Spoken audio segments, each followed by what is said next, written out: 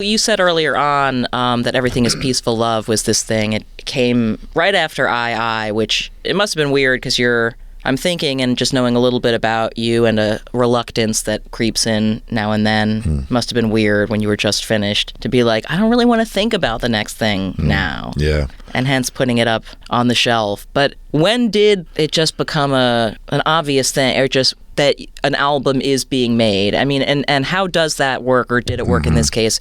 Is it just that you're sort of like, I must write now, fuck? Yeah. I mean, I feel like I was saying, after the second record, there was so much of me that was like, I think it'd be the healthiest thing would be to let this go, and I'll always write music, I'll always do this thing, but this project, I something so pure, we'd struck like a deep well of truth, kind of accidentally or truthfully or honestly, and it was kind of like, so in a lot of ways, ever since 2012, I was looking to kind of get out of here, and not be Bon Iver, and not have my life identifying so deeply with it like that, so centrally.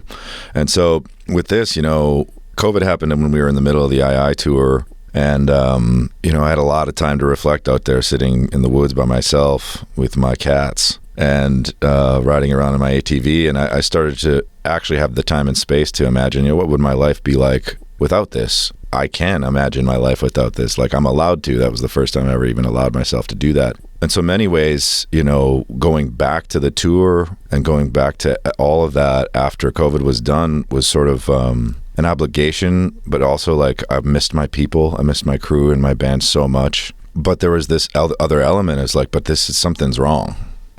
Something's not right with this whole thing. And I'm really unclear as to what live performance looks like for me. Like, I have a lot of questions about it.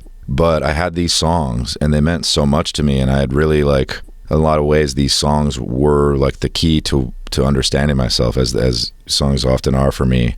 And so I kind of had to, my friend Jimmy Stack helped me kind of find myself in it and find the healthy parts of me that, expressing myself is actually the healthy thing to do. I don't have to run away from everything. I can run towards that part of it. And I'm glad I did, because it's been a very healing process. So basically, to answer your question, I had no choice but to finish these songs and figure out how to share them.